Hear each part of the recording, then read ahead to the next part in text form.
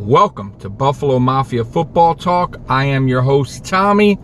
If you guys haven't subscribed already, please subscribe and hit that thumbs up. All right, I'm going to be talking about today my boy, and a lot of people don't like him, but I like him, Richie Incognito. All right, guys, so listen, I saw a couple people post after Dion on Twitter. A couple people posted about Dion Dawkins' tweet about, hey, I would like him back in Buffalo. He's welcome here. As you guys know, Dion Dawkins and Eric Wood are really close to Richie. When Richie came here, he's actually played in Buffalo twice already. We all knew the first time coming in that he had some issues, and I believe he played for St. Louis at the time, LA. But it was, listen, a lot of football players, they all got something going on, right? And this is the way it is, guys. So we knew that coming in, but he played great for us even when he came in that one season. Then he went to Miami, and then he had that hazing incident, which, listen, you guys, hazing's been going on with rookies forever. I have my personal beliefs about this. I get that maybe he went a little beyond, what he should have, but he wasn't the only one that was hazing. I believe his name was Martin, Jason Martin, I believe. But there was a lot of teammates, and a lot of teammates backed him as well, black and white players. So, the whole notion that he's racist or whatever, I don't believe that. I'm sorry, because he has so much backing of black players as well. So if he was racist or this bad guy, trust me, he would be out of the league by now. Players will come out, especially teammates that were black players. He would have been out of the league by now. Believe me, the NFL would never have that. So, of course, moving forward, he comes back to Buffalo. I believe he was with us for 3 to 4 seasons and made the Pro Bowl, I believe, every season he was with us, which is awesome, right? We don't, especially then, we didn't have many offensive linemen go to the Pro Bowl. The guy was a beast. Let's be honest here. So he departed on bad terms. Now, mind you, he was obviously in a bad place. He was drinking. That all came out. That he came out and said, listen, when I was in Buffalo, especially the last season, I was under the influence. I wasn't right. And it takes a man to admit his mistakes. And you know what? Something like that is forgivable, guys. At least to me, okay? He didn't go murder somebody. He didn't hit his wife. He didn't rape nobody. You get what I'm saying? To me, that is a forgivable thing, his departure in Buffalo. Then he had some off-field issues with, his father passing away, and he snapped in the funeral home or whatever the case may be. Listen, you guys, once again, you got to be in the man's shoes to understand what's going on in his head at that time. His father passed away. I'm sure he was drinking a lot. Who knows what's going on mentally there at that time. Just a bad stage in his life, and we all have gone through that. Maybe we haven't done what he did, but listen, once again, he didn't murder anybody. He didn't kill anybody. He just went off. He talked crap, nonsense, whatever. But you guys, definitely forgivable. Mind you, Michael Vick came back in the league after what he did, and to me, people forgave that guy. Now that's an act, at least to me, I would never forgive that guy. I won't buy that guy's cards. I won't buy that guy's jersey. And I used to like Michael Vick, but to me, that act isn't forgivable. I can't forgive somebody like that. Okay, Ray Rice, he never can come back in the league. It's not forgivable what he did, right? There's certain acts, but what Richie did, that's just a personal thing that he went through, and I believe the guy it's forgivable. And he came back, played for the Raiders for 2 seasons, played very well, had no incidents. Mind you, I also want to tell you guys this. at least that I know, Richie's never had any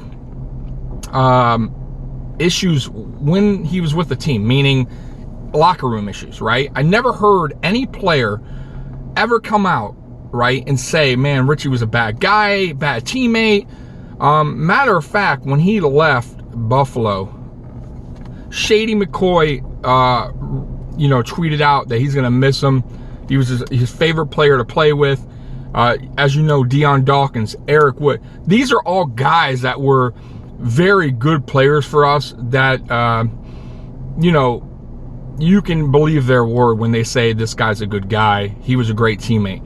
And I truly believe that. I am a person that I definitely would welcome him back, okay? I think he's earned that right, okay? He's played 2 seasons with the Raiders with no issues. Come on, you guys. 2 years, no issues, no off-field stuff. It's time to stop with the whole, hating on Richie for, the off-field stuff, which we knew nothing about. We didn't know where the guy's mind was at. And he came out, like I said, did an interview saying, listen, I was in a bad place. I apologize. That takes a man to admit his mistakes and his flaws in his life. And saying that, hey, I'm changing, I changed, or I'm working on my issues. It's not easy. Not everybody does that. And for everybody that says, oh, we want good guys in this locker room, blah, blah, blah, blah. You guys, Brandon Beane tried to trade for Antonio Brown. Probably the worst head case in the NFL. And still is, okay? And we try to get him. So it's not all about getting choir boys on this team. I believe in the whole, we do need to get the right guys on this team. I do believe in that. But I believe Richie is a good guy, and I believe he is a team-oriented player. And players respect him and love him. Now, you guys are going to say, well, Richie's 38 years old. True. But he also played very well. And I want to tell you guys this. I speak to Paul from #Sports a lot. He's a good friend of mine. And he mentioned this, and he did quote this and said, listen, Deion Dawkins has been playing next to trash cans, basically, while he's been here since Richie's been gone. And what's the worst that can happen if we sign Richie, right? And also, Deion Dawkins did come out, and I believe he did tell management, or, I believe, that said, don't draft, stop drafting guards next to me that are trash. I mean, really, he needs help, okay? Now, we got John Feliciano, who I love, and I hope they re-sign him. And I believe they will. And I believe Feliciano would take a team-friendly deal just to come back, because I believe Feliciano loves playing for this team. He loves Josh Allen. So I think he will be signed on probably 2-3 year contract, team-friendly. Now, if you bring in Richie, I believe Richie will play for a vet minimum. I believe Richie would come back, play for a couple million a season. What's the worst that can happen? You sign him for 1 season, okay? You guys know I'm big on offensive linemen. Offensive linemen go down all the time. You can never have enough offensive linemen. So what is the worst case that can happen? You sign him for 1 season, you have him as a backup, a rotational player. Somebody goes down, Feliciano goes down, which it's happened, you guys. Feliciano's been hurt twice since being on this team, right? So why not have a veteran guard who's been proven in this league? And we need it. You guys, look at the offensive line. Look at the run blocking we had last year. You telling me you don't want this guy on this team, even as a rotational player? I do. And if he doesn't get signed, I hope he gets signed somewhere else, because the guy, I still believe he has something in the tank. So that's my thoughts about Richie. I wonder what you guys think. Listen, what I believe and my personal opinions on stuff doesn't mean I'm right, and it doesn't mean I'm wrong. Some, like I said, this guy on Twitter was killing me, attacking me because I told him my feelings about it. And listen, you guys, you got to forgive certain people, right? And time forgives, right? That's how it works in life, right? We all make mistakes, and what he did is forgivable, and I will say that forever. Okay, I don't care. I'm a fan of his. I don't believe he did something so outrageous that it's not forgivable. And the guy still has something left. And if you sign him for a cheap deal, who cares? We've signed worse. Okay, so I say bring him in, give him a chance. If he's not what he was or terrible, you cut him. It's no loss, guys. We signed worse. So anyways, you guys, thanks for watching. I'm gonna do another video soon about John Brown and the other cuts. Stay tuned. Thanks for watching. Bills Mafia #1. Peace.